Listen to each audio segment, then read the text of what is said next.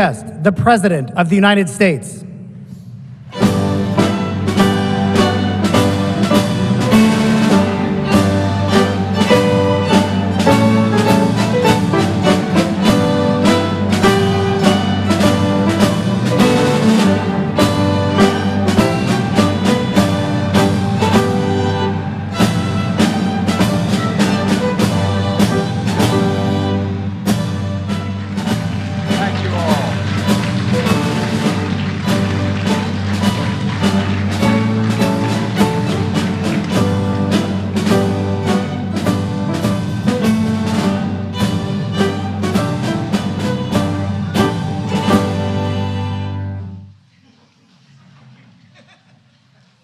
Thank you all very, very much. Hi. 2 years ago, on January the 6th, our democracy was attacked. There's no other way of saying it. The U.S. Capitol was breached, which had never happened before in the history of the United States of America, even during the Civil War. A violent mob of insurrectionists assaulted law enforcement, vandalized sacred halls, hunted down elected officials, all for the purpose to attempt to overthrow the will of the people and usurp the peaceful transfer of power. All of it was fueled by lies about the 2020 election. But on this day, 2 years ago, our democracy held, because we, the people, as the Constitution refers to us, we, the people, did not flinch. We, the people, endured. We, the people, prevailed.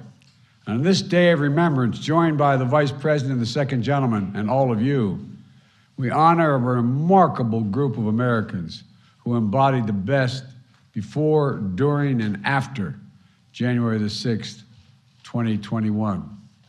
For the first time in my presidency, I'm bestowing the Presidential Citizens Medal, one of our nation's highest civilian honors. It recognizes, quote, citizens of the United States of America who have performed exemplary deeds of service for their country or their fellow citizens, end of quote. In a few moments, the full citation of their exemplary deeds will be read by a military aide.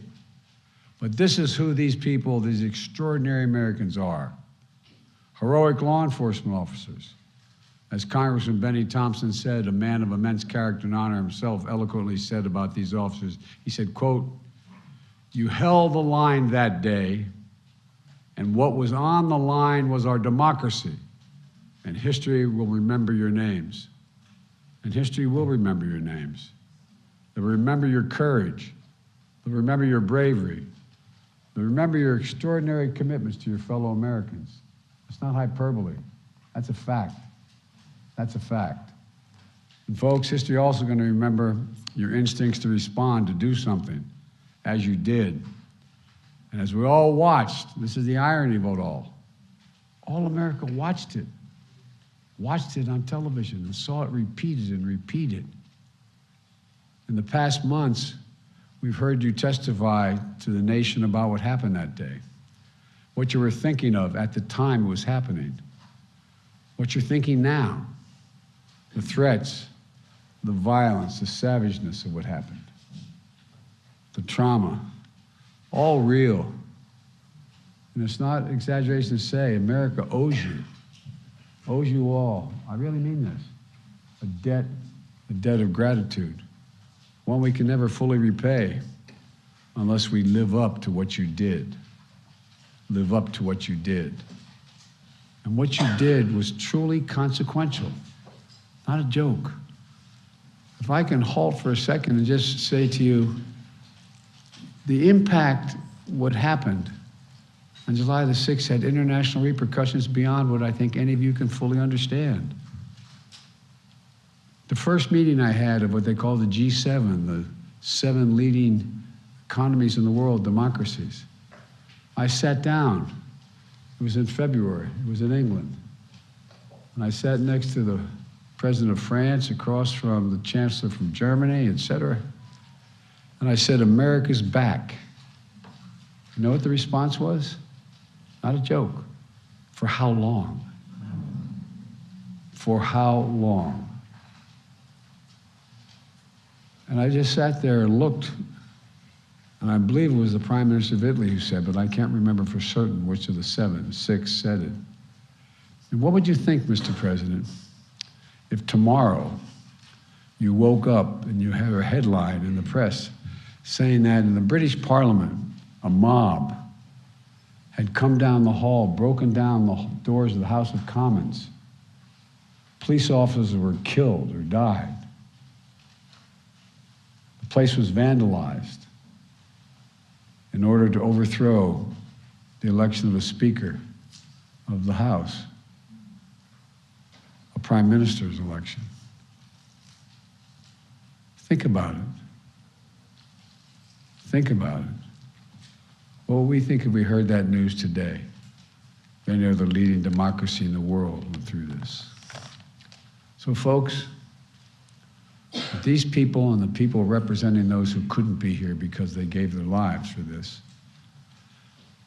is incredibly consequential. And that's not political talk, that's historical fact. Officer Daniel Hodges, Metropolitan Police Department, Virginia National Guardsman, 8 years on the beat. His first time inside the Capitol was on January the 6th.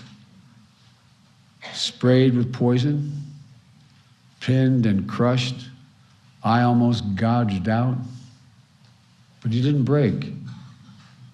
After it was over, he was asked what he'd been fighting for.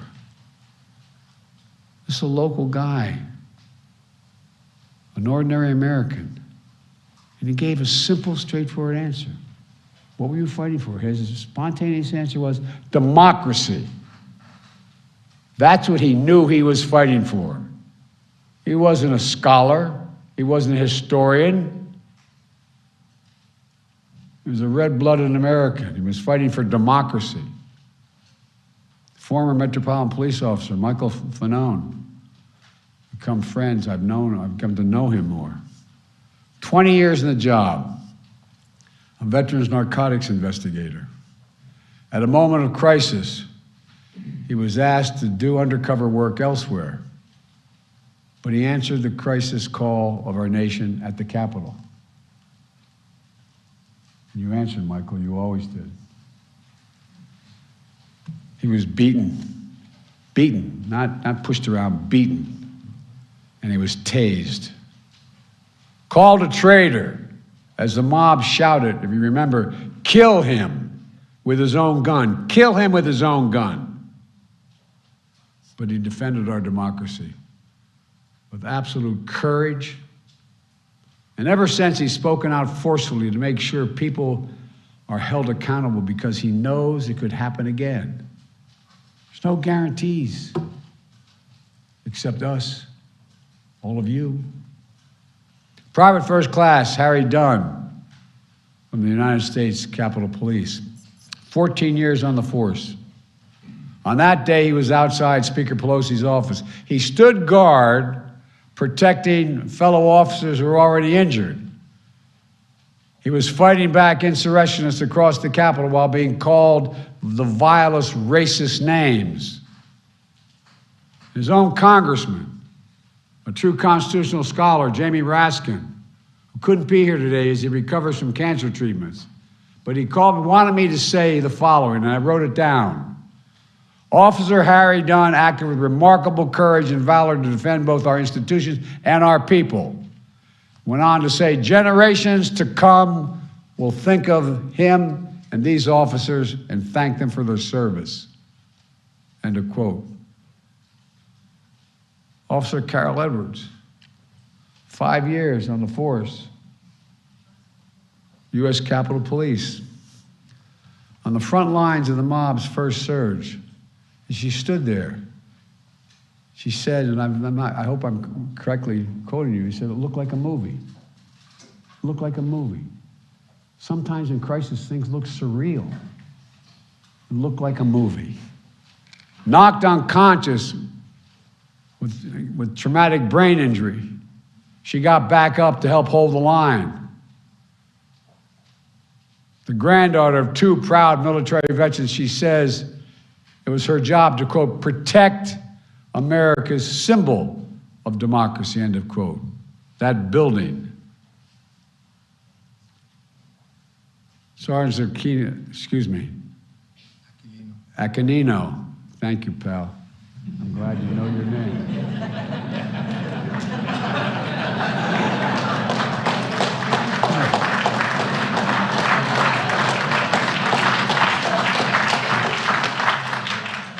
He can call me President Biden from now on if he wants.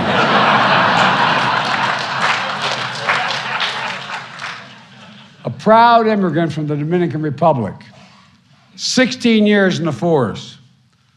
Like my son, an Iraqi war veteran with the United States military, the United States Army, who described January 6th as something from a medieval battle, trying to keep insurrectionists from entering the tunnel entrance on the lower West Terrace as he got punched, blinded with a laser, speared with an American flagpole with the American flag on it, the flag he swore to defend.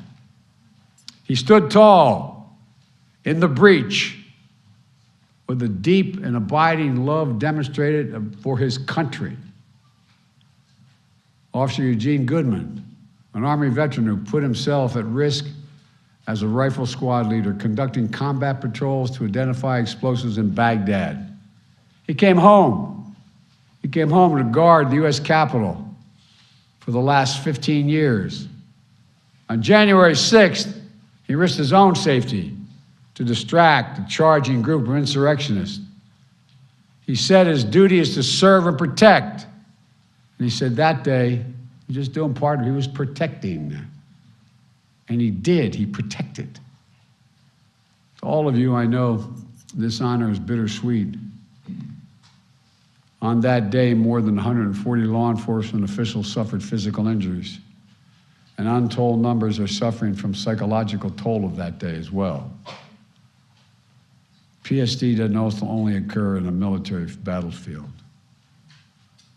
Others are gone forever. And I said earlier, if I can hold a minute here, I said earlier, you know, for those who lost someone on that day, they're proud as the devil that their kin are being honored. But boy, is it hard. I know how proud I am when my son Bo is honored on the anniversary of his death as a consequence of burn pits in Iraq. But it brings everything back like it happened that moment. So to all the families here, all the families who have lost someone, my heart aches for you, and I want to thank you for having the courage to be here today so the rest of America can know what your kin did, including Capitol Police Officer Brian Sicknick, who will be receiving this medal posthumously. A veteran of the New Jersey Air National Guard, 13 years in the Capitol Police Force as an officer. He lost his life after protecting the citadel of democracy. We're joined by his family today, whom my wife Jill and I met when we paid our respects at the Capitol Rotunda 2 years ago. I know you're proud of the honor being bestowed on Brian, but I also know this difficult moment because it brings back everything as if it happened this very day. But thank you for being here. And thank you for letting us remember Brian. Thank you. Capitol Police Officer Howard Liebengood is receiving this medal posthumously. Howard's dad was a good friend of mine. I served with his dad. His dad was Sergeant at Arms in the United States Senate, Chief of Staff for Republican senators. We were genuinely friends. Officer Liebengood patrolled the grounds outside the Senate office building on January 6th. He worked nearly nonstop in the days that followed, and he lost his life after protecting the democratic institutions he learned to revere growing up. his family, his widow, Serena. They're here today. Serena has honored Howard's memory by advocating for, quote, positive change on mental health issues for his fellow law enforcement officers and other reforms. Help them cope with the crises they encounter. Metropolitan Police Officer, Department Officer Jeffrey Smith will be receiving this medal posthumously as well. He was part of the first line of officers who entered when the Capitol was breached, assaulted many times, the last time with a metal pipe. After his death, his widow, along with Aaron, along with many others, worked tirelessly to pass in the Congress the Public Safety Officers Support Act, which I signed into law last summer. The law recognizes death by silent injury like Officer Smith's and Officer Levengood, so future families of public safety officers who die in the wake of traumatic circumstances will get the benefits they deserve. It's long overdue. Today is a ceremony to honor heroes of January 6th. We also recognize the late U.S. Capitol Police Officer Billy Evans. His family's with us today. 3 months after January 6th, while they're still cordoning off the Capitol because threats by these sick insurrectionists continued to be profligated on the internet. Again, all America saw what happened. What Officer Evans was killed defending the checkpoint he'd had to go through to get up to the Capitol because of these god-awful sick threats that continue to move forward. And the whole world saw it. It's just hard to believe. It's hard to believe it could happen here in America. When I was a 29-year-old kid, got elected to the Senate, came down here to be sworn in after I was 30. The idea that if you told me that I could hear my own voice, I would be amazed.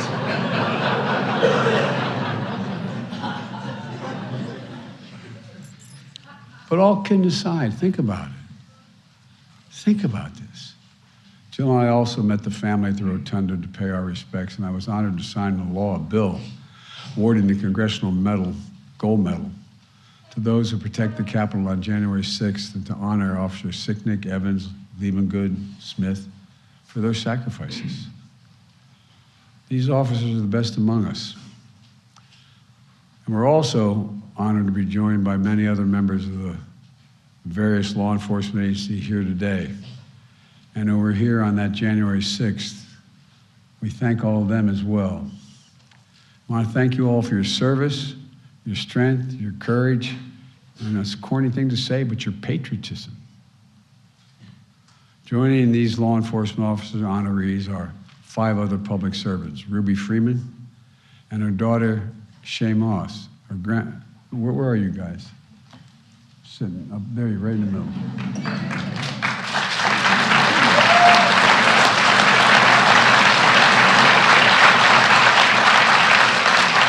They were election workers from Atlanta, Georgia. Ruby, who for years has taken time away from running her own business to work in election season to honor voting rights and heritage of her beloved city.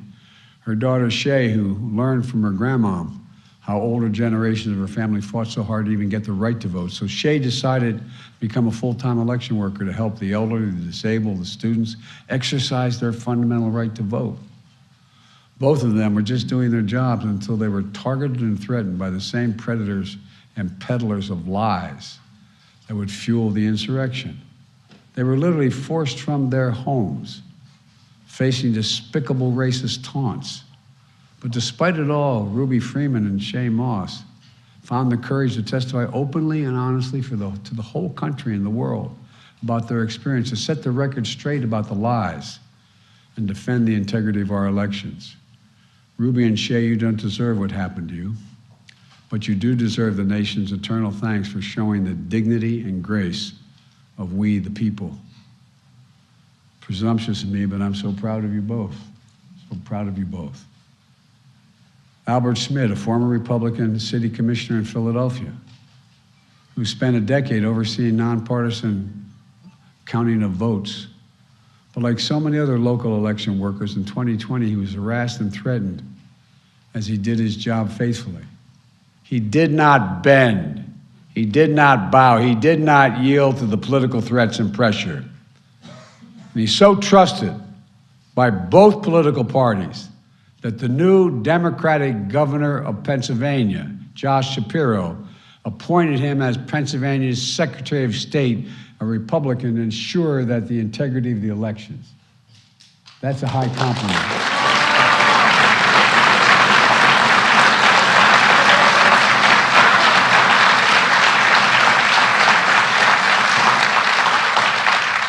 His character and his commitment speak volumes of we, the people.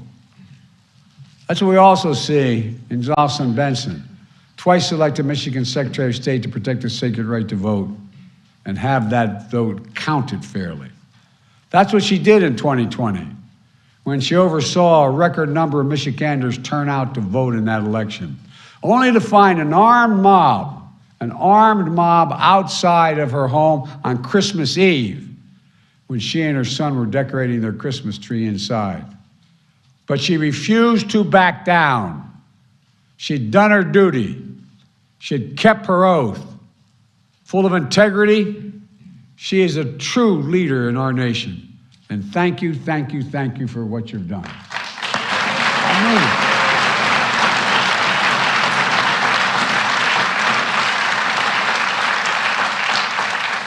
And finally, Rusty Bowers, a former Republican Speaker of the House in the state of Arizona. When I met him today, I said, I hope I'm not hurting your reputation.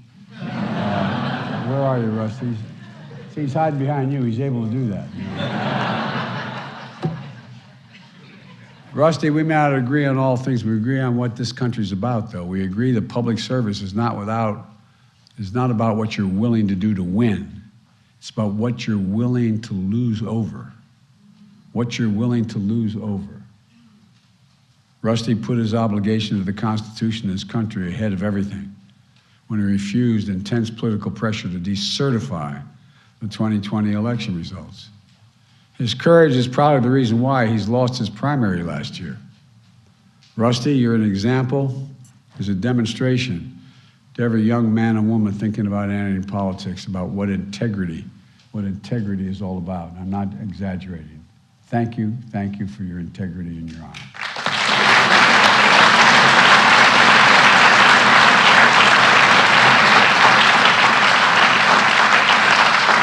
So folks, my fellow Americans, I want you to give one round of applause again for today's recipients of the Presidential Citizens Medal, patriots who have performed exemplary deeds in the service of this great nation. And let me close with this. 82 years ago on this very day in 1941, President Franklin Roosevelt delivered a State of the Union address that became known as his famous Four Freedoms speech, as he defined America's place in the world. He reminded the American people of, quote, the strength from the things which have been done to make its people conscious of their individual stake in the preservation of democratic life in America. Things that have toughened the fiber of our people, renewed their faith, and strengthened the devotions of the institutions we make ready to protect. End of quote. 80 years ago, after that speech on this day, 2 years ago, we were reminded about the most fundamental of things, democracy itself. As I've said before, we face an inflection point in our nation's history. On January 6th is a reminder that there's nothing guaranteed about our democracy. I remember learning in undergraduate school, high school, that every generation is required to earn it, defend it, protect it. I was a senator for a long time. I was vice president, been president. I'd have to tell you, I began to think, looking back on it, that it was just permanent in the United States. It just was eternal. Nothing would happen. That's why I was so pleased to see Democrats and Republicans work together to pass the Electoral Count Reform Act that I just signed into law to protect the will of the people and the peaceful transfer of power. And defending and protecting our democracy also means that despite our differences of opinion, we must say clearly, with a united voice, that there's no place, none, zero place in America for voter intimidation, zero, never, and political violence. They're completely contrary to the notion of democracy. You know, America is a land of laws and not chaos, a nation of peace and not violence. We're not a land of kings and dictators, autocrats and extremists. As we see in today's honorees, we're a nation of we the people that toughen our fiber, renew our faith, and strengthen our cause. Just remember who in God's name we are. We're the United States of America, not a joke. We're the United States of America. And there's nothing. There is nothing. There has never been a single thing we've set our mind to that we've been failed to accomplish. There's nothing beyond our capacity if we act together. Remember who in God's name we are. So God bless you all, and may God protect our troops, and may God protect those who stand watch over our democracy. I now have the opportunity and the great honor to award the medals to these incredible individuals and their representatives. Lieutenant Commander Shields, would you come and please read the citations?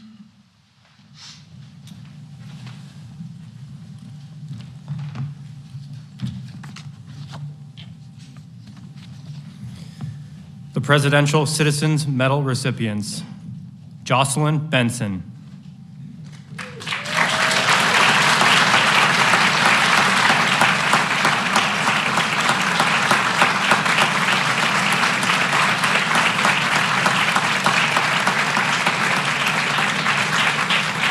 Jocelyn Benson was elected twice by the people of Michigan as their Secretary of State, where she continues her steadfast commitment to protect the right to vote and the integrity of our elections in the state of Michigan.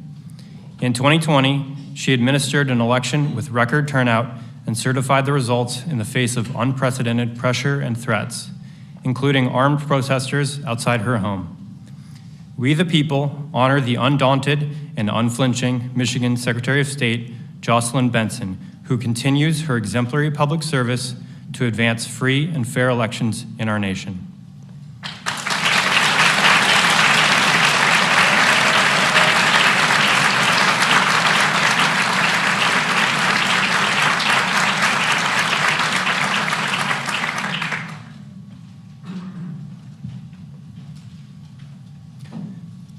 Russell Bowers.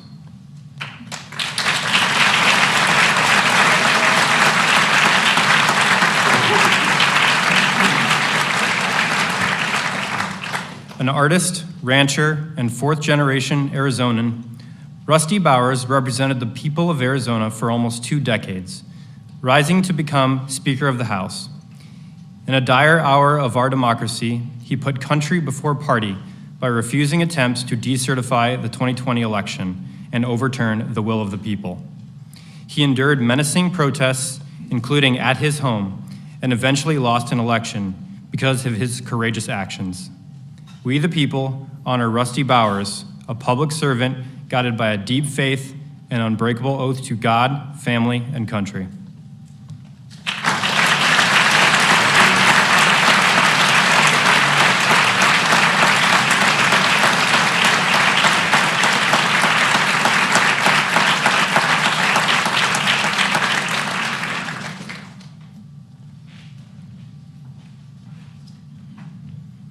Harry Dunn.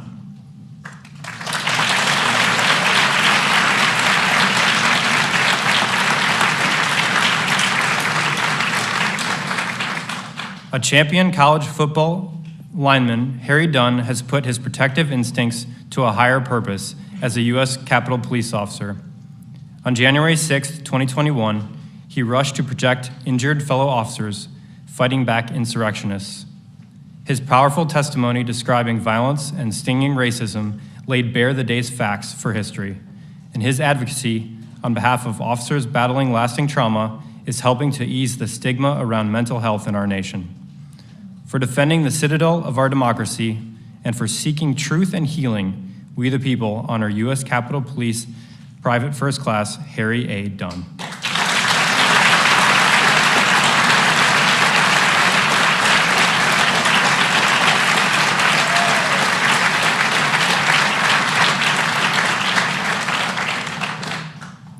Caroline Edwards.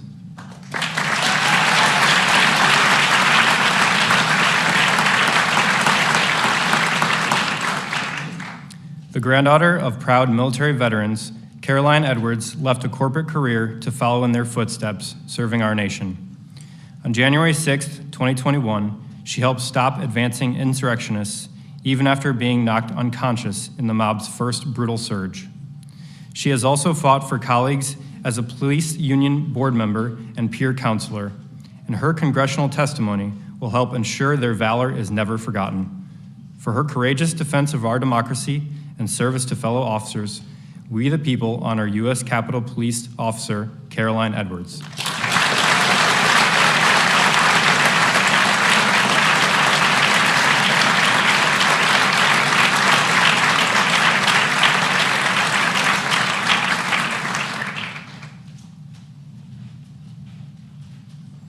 Michael Fanone.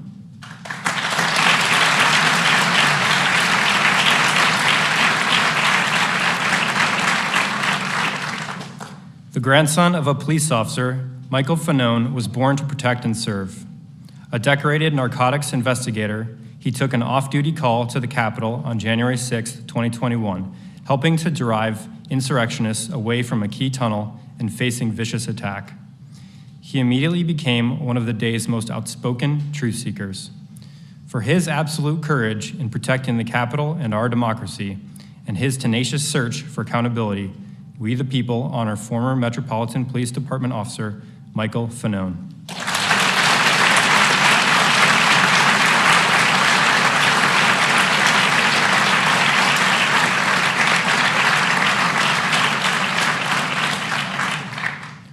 Ruby Freeman.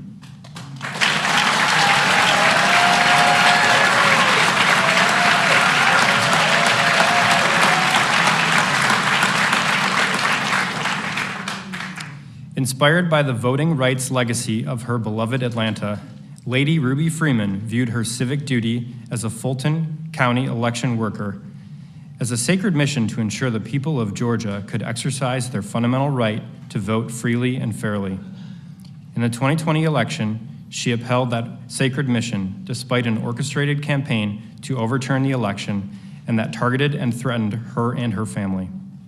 To the nation, she bore witness of the trauma and tragedy of that experience, and today, we the people honor Lady Ruby Freeman as part of our nation's voting rights history.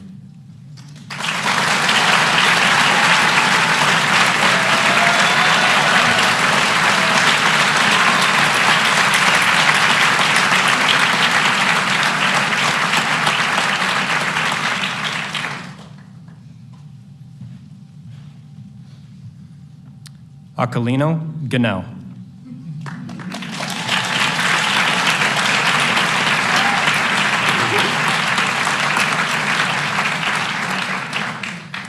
As a child, Aquilino Ganell immigrated to America from the Dominican Republic. He became the first in his family to graduate college, serving in the U.S. Army and then in the U.S. Capitol Police. On January 6, 2021, he courageously stood firm at the doors of the Capitol as insurrectionists stormed the entrance, sustaining serious injuries as he protected members of Congress and defended our democracy. He later testified publicly to ensure our nation and history never forget. For patriotism that puts love of country before self, we the people honor U.S. Capitol Police Sergeant Aquilino A. Ganell.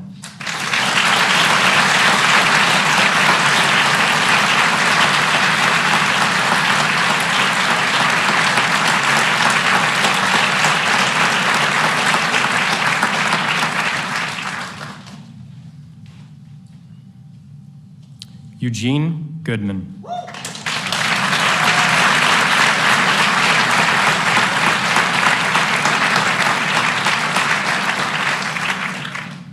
An Army combat veteran and a U.S. Capitol Police officer, Eugene Goodman embodies fearless public service.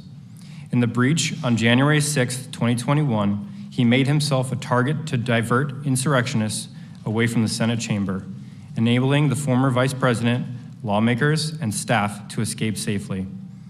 In the face of a clear and present danger, he did his duty and he did not flinch.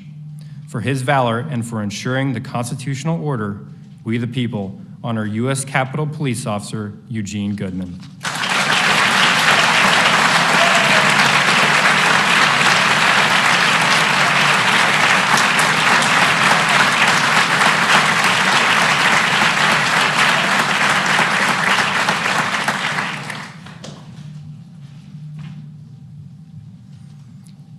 Daniel Hodges.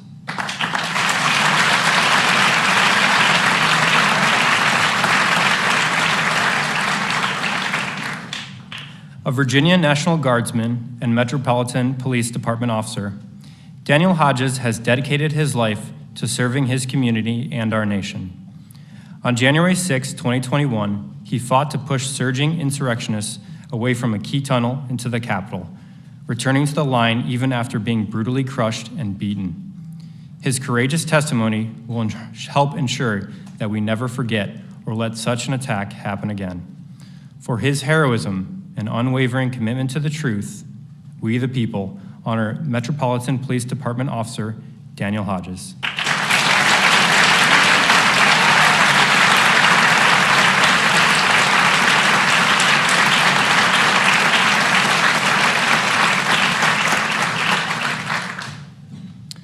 Dr. Serena Liebengood, accepting on behalf of Howard Liebengood.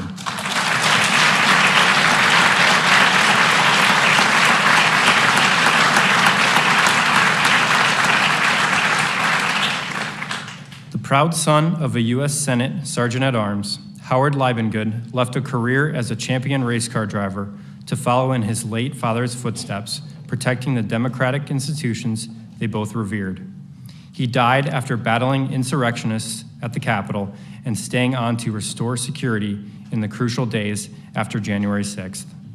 His painful loss helped change the law to better honor the unimaginable sacrifice that too many officers and their families face. For his deep dedication and selfless service, we the people honor U.S. Capitol Police Officer Howard C. Liebengood.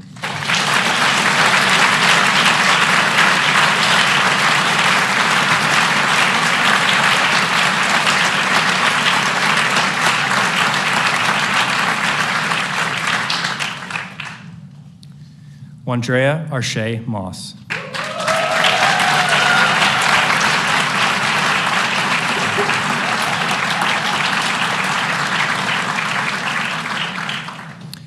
Inspired by the stories her mother told her about the movement for voting rights in America, Shay Moss pursued a career as an election worker in Fulton County, Georgia. Because of her dedicated service, she faced death threats, harassment, and intimidation by those seeking to overturn the outcome of the 2020 election. She would later testify to the nation about her pain and resolve. Today, we the people honor Shay Moss for helping to ensure the American people have a voice in the destiny of our nation.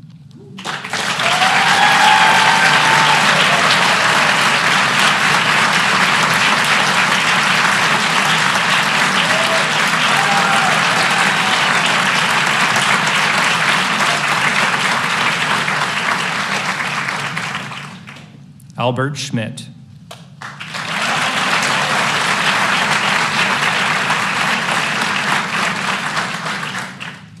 A former federal civil servant and the city commissioner of Philadelphia, Albert Schmidt has spent his career on the unsung yet necessary task of making democracy work for the people.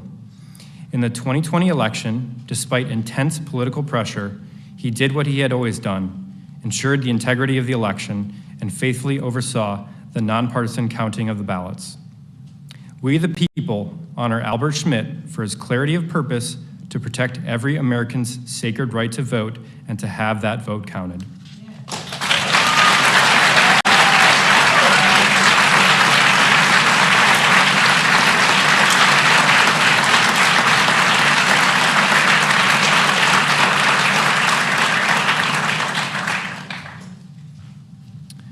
Charles and Gladys Sicknick, accepting on behalf of Brian D. Sicknick.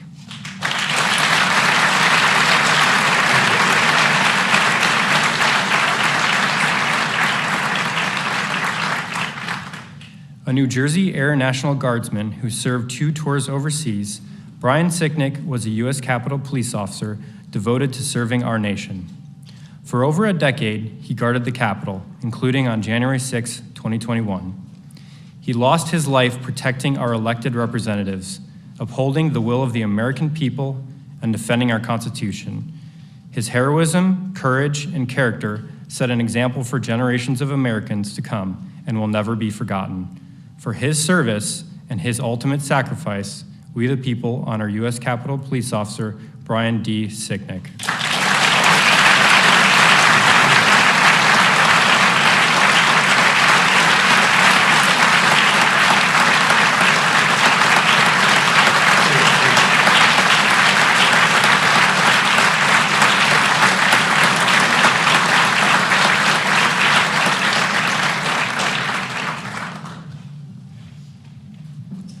Aaron Smith, accepting on behalf of Jeffrey L. Smith.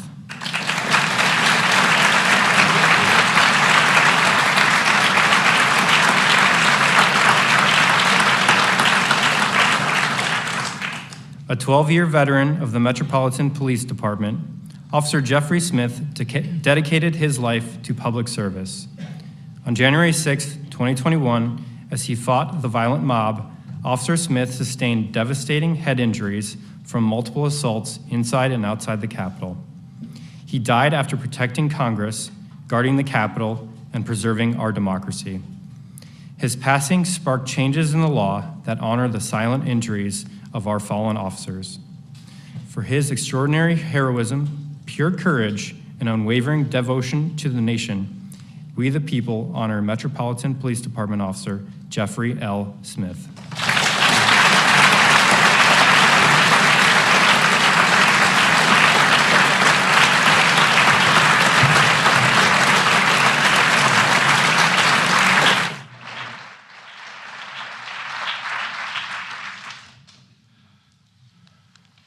Well, as I said at the outset, this is warranted, in some senses overdue, but also incredibly difficult for the families, and particularly the families of those who lost a hero defending our democracy. And, but I tell you, people who will go through, unfortunately, similar losses are going to look at y'all and say, that's the grace and dignity that I want to display. So really, thank you. Thank you, thank you, thank you. I want to thank you again for your service and sacrifice, and may God bless your families. May God protect our troops. Thank you all very much.